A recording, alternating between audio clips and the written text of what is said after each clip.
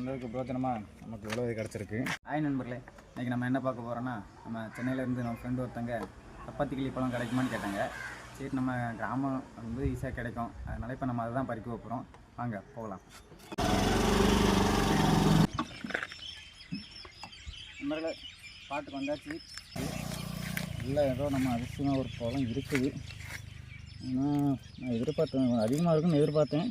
ஆனால் இந்த மரத்தில் இந்த இதில் எவ்வளோ செடியில் எவ்வளோ தான் இருக்குது. இப்போ நம்ம அடுத்த இடத்துலையே பார்ப்போம். ஒரு பழம் தான் கிடச்சி ஃப்ரெண்ட்ஸ். அதுங்க இதை சாப்பிட்றதுக்கு நிறையா ப்ரொசீஜர் இருக்குது. சின்ன வயசில் 90s கிட்ஸ்லாம் தெரியும், மற்றவங்களுக்கு தெரியாதுங்க. பார்த்துக்கோங்க. தேய்ச்சிருங்க, தேய்ச்சி அந்த முள்ளெல்லாம் எடுத்துருங்க. உள்ளே ஒரு நட்சத்திர முள் இருக்கும், அதெல்லாம் சாப்பிடக்கூடாது. அதெல்லாம் தொண்டையில் சிக்கிக்கும்.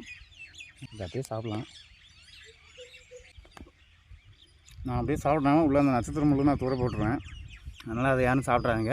நல்லா தெளிவாக நோட் பண்ணிக்கோங்க. ஃபுல் டீட்டெயிலாக நல்லா சொல்ல முடியல, நீங்கள் நெட்டில் சர்ச் பண்ணி பார்த்துக்கோங்க. ஆனால் நிறைய பெனிஃபிட் இருக்குது. நண்பர்களே, இருந்தால் ஒன்று தான் இருந்துச்சு, அந்த ஒன்று நானும் சாப்பிட்டேன். இனி நம்ம அடுத்தது போவோம். வாங்க வாங்க.